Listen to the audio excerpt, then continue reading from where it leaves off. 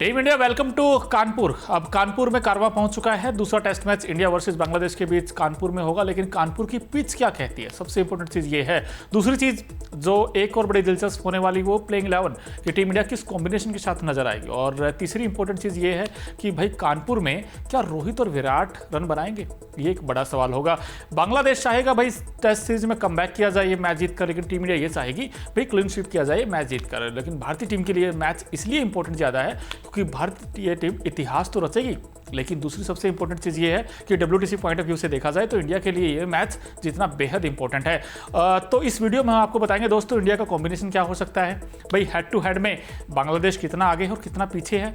और जो दोनों टीमों की बात करें तो भाई प्लेइंग 11 में 2-3 चेंजेस तो पक्का है, उस पर बात करेंगे। और अगर आप फैंटेसी के दीवाने दोस्तों तो कैप्टन और वाइस कैप्टन किसे पिक करना है वो भी हम आपको बताएंगे। और पिच कैसा रहने वाला है, क्या यहाँ पर रेड सॉइल होगा, ब्लैक सॉइल होगा, कितना उछाल होगा पिच पर, उस पर ही बात करेंगे। लेकिन सबसे पहले बात टीम इंडिया की।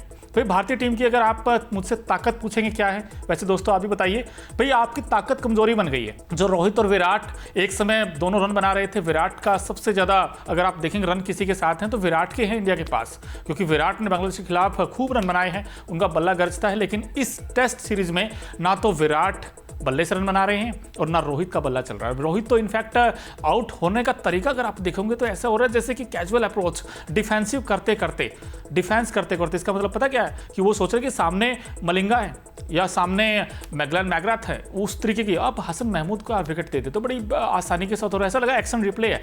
फर्स्ट इनिंग में 6 बनाते हैं, सेकंड इनिंग में 5 बनाते हैं, और आप यकीन नहीं मानेंगे दोस्त उनका जो हाईएस्ट स्कोर है वो 21 है। तो ऐसे कैसे काम चलेगा। और अगर रोहित और विराट यहाँ स्ट्रगल करेंगे तो फिर WTC में क्या होगा, बॉर्डर गावस्कर ट्रॉफी में क्या होगा। तो इसलिए रोहित और विराट के रन आने बड़े इंपॉर्टेंट है। लेकिन बांग्लादेश दोस्तों उनकी दिक्कत है बैटिंग, बॉलिंग उनकी आउटस्टैंडिंग है। भाई बॉलिंग उन्होंने पेस अटैक अगर आप देखोगे तीनों, चाहे तस्किन अहमद की बात करें या फिर हसन महमूद की बात करें, और उनके पास मेहदी हसन मिराज और लिटन दास, ये 2 अच्छे प्लेयर भी हैं। लेकिन ऊपर से जब तक रन नहीं आएंगे तब तक ये टीम स्ट्रगल करेगी, क्योंकि ऊपर से हसन की बात करें, शादमान की बात करें, हसन शांटोज उनके कैप्टन है, उन्होंने एक कॉम्पैक्ट इनिंग खेली थी। लगा था कि यार इस इनिंग में वो हो सकता है मैच नहीं जिता पाएंगे लेकिन फाइट कर पाएंगे। लेकिन बाकी बल्लेबाज और खासकर इनकी जो बैटिंग रिवॉल्व करती है वो मुशफिकुर रहीम और शाकिब अल हसन के आसपास ही रिवॉल्व करती है, तो इसलिए इनको अच्छा करना होगा। लेकिन जहां तक बात टीम इंडिया की है, भाई इंडियन टीम चाहेगी यार इस मैच को भाई कैसे न कैसे जीता जाए, लेकिन उसके लिए क्या पिच साथ देगी। सबसे पहले हम पिच रिपोर्ट पर नजर डालते हैं, भाई कानपुर का पिच कैसे रहने वाला है। कानपुर के ग्रीन पार्क स्टेडियम की पिच स्पिनर्स के लिए काफी फेवरेट मानी जाती है। रिपोर्ट्स की माने तो कानपुर की पिच काफी स्पार्ट रहने की संभावना है। तेज गेंदबाजों की तुलना में स्पिनरों को पिच से अधिक मदद मिल सकती है। और यहाँ की पिच काली मिट्टी से बनाई गई है। चेपॉक के मैदान पर गेंद उछाल ले रही थी, लेकिन इस पिच पर गेंद कम उछाल लेगी। ऐसे में भारतीय टीम 3 स्पिनर के साथ मैदान पर उतर सकती है। ऐसे में यहाँ बल्लेबाजों को स्पिनर से थोड़ा बचकर रहना होगा। यानी कि साफ साफ मतलब दोस्तों पता क्या, आपने चेन्नई में देखा था रेड सोइल विकेट था, थोड़ा बहुत आपको दिखा होगा, क्योंकि रेड सोइल का मतलब क्या होता है, गेंद में थोड़ा टर्न भी होगा और बाउंस भी होगा। लेकिन ब्लैक सोइल में अब यहां पर विकेट मिला है कानपुर में। ब्लैक सोइल का मतलब यह कि गेंद स्कीड करेगा, गेंद नीचा रहेगा। और इंडिया के पास अच्छा मौका है कि आप कुलदीप यादव को टीम में प्लेइंग 11 में आप ले आ सकते हैं। कुलदीप यादव आएंगे क्योंकि वो चाइनामैन गेंदबाज हैं, भाई 2 या 3 विकेट तो पक्का ले लेंगे। और फर्स्ट और सेकंड डे अगर आप देखें तो भाई कानपुर का अमूमन अगर टिपिकल देखेंगे तो ग्रीन ट्रैक आपको नजर आता है और ग्रीन टॉप विकेट होगा तो तेज गेंदबाजों को शूट करेगा। बट जो फॉर्मर क्रिकेटर है संजय माजरेकर, उन्होंने तो कहा कि आप कुलदीप यादव खिला सकते हैं क्योंकि वो विकेट टेकिंग गेंदबाज है, उनके पास वो स्पार्क है, वो आर्ट है कैसे विकेट्स निकाले जाते हैं। लेकिन बड़ा दिलचस्प होगा ऐसे जो कॉम्बिनेशन टीम इंडिया का, एक बार उस पर भी नजर डालते हैं भारतीय टीम क्या बदलाव कर सकती है। अब ये आपके सामने कॉम्बिनेशन अगर आप इसमें देखेंगे तो रोहित और जायसवाल ओपन करते नजर आएंगे। उसके बाद देखें तो नंबर 3 पर शुभमन गिल होंगे, क्योंकि शुभमन गिल ने 100 बनाया था, बड़ी शानदार बल्लेबाजी की थी। उसके बाद देखें विराट कोहली। अब विराट कोहली के रन ना आने ये टीम की इंडिया के लिए सबसे बड़ा सेटबैक है। उसके बाद अगर आप देखें तो KL राहुल। अब KL राहुल भी कहीं ना कहीं अभी भी सवाल है कि क्या KL राहुल नंबर 5 पर फिक्स है, उन्होंने पक्का स्थान कर लिया है, क्योंकि KL राहुल जब तक रन नहीं बनाएंगे तब तक वो कॉन्फिडेंस नहीं आएगा। उसके बाद ऋषभ पंत, आउटस्टैंडिंग कमबैक है इस खिलाड़ी का, और जिस तरीके से इन्होंने कमबैक किया और जो सेंचुरी बनाई, इन्होंने कहीं ना कहीं दावा ठोक दिया है कि मैं बिल्कुल तैयार हूं। इसके अलावा अगर देखें अश्विन, भाई नाम में ही विन है अश्विन। और जडेजा अगर देखें, जडेजा ने भी शानदार काम किया था।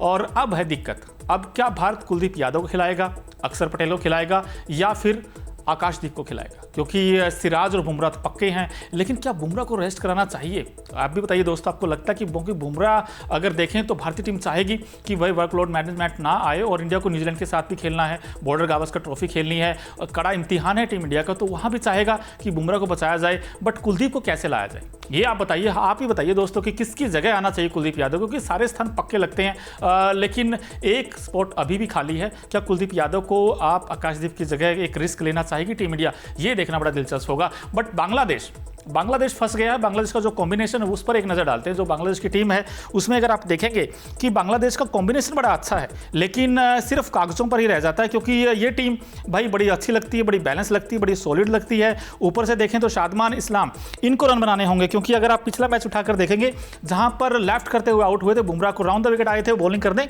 और वो कुछ खास कर नहीं पाए। जाकिर हसन है, इसके बाद नजमुल हसन शांटो हैं, मोइनुल अल हक हैं, मुशफिकुर रहीम, लिटन दास ऐसे खिलाड़ी बांग्लादेश को सबसे बड़ी आस, लेकिन ये कुछ खास कर नहीं पाते हैं। मेहदी हसन मिराज, क्या हसन मिराज का कानपुर में होगा राज? क्योंकि अगर बल्ले से अच्छा करेंगे तो फिर कहीं ना कहीं गेंद से भी अच्छा करेंगे। ताजुल इस्लाम होंगे, तस्किन अहमद, हसन महमूद, नाहिद राणा। अब आपने एक चीज नोटिस किया होगा कि इस टीम में भाई 3 तिकड़ी जो पेस अटैक है, नाहिद राणा हो, तस्किन अहमद हो, ताजुल इस्लाम हो, इनका क्या है कि गेंद थोड़ा सा हाई एम एक्शन है, गेंद पड़ने के बाद एक्स्ट्रा बाउंस मिलता है, और ऐसे में रोहित को बड़ा फंसाते हैं। अगर आपने फर्स्ट इनिंग में देखा और रोहित जिस तरीके से आउट हुए स्लिप में, सेकंड स्लिप में, वो एक कहीं ना कहीं रोहित के अभी भी जहन में चल रहा कि यार मैं आउट हो गया तो क्या होगा। रोहित को भाई अंदर से वो जिगरा लाना पड़ेगा कि आज बॉस, आज तो फट्टे सकते नहीं, आज तो जो हो, लेकिन आज मुझे कानपुर में रन बनाने हैं। तो कहीं ना कहीं अगर जिगरा दिखाएंगे, थोड़ा इंटेंट दिखाएंगे, तो रन बनेंगे रोहित के। और दूसरी सबसे इंपॉर्टेंट चीज, भाई दोनों टीमों को अगर आप देखेंगे, है तो एप्पल वर्सेज मैंगो की लड़ाई। भाई इंडिया हमेशा डोमिनेंस करती आई है। अगर आप ट्रैक रिकॉर्ड देखोगे इंडिया के, बड़े कमाल के रहे हैं। अब तक 14 मैचेस खेले इंडिया ने, आप देख भी रहे हो ग्राफिक्स के जरिए। इंडिया ने अब तक 12 मैचेस जीते हैं, 2 मैच ड्रॉ रहे हैं। और बांग्लादेश वो टीम भाई जिन्होंने 2000 में डेब्यू किया था टेस्ट में, अब इतना लंबा करियर हो गया, 24 ईयर्स हो गए, लेकिन एक भी टेस्ट वो जीत नहीं पाए इंडिया में।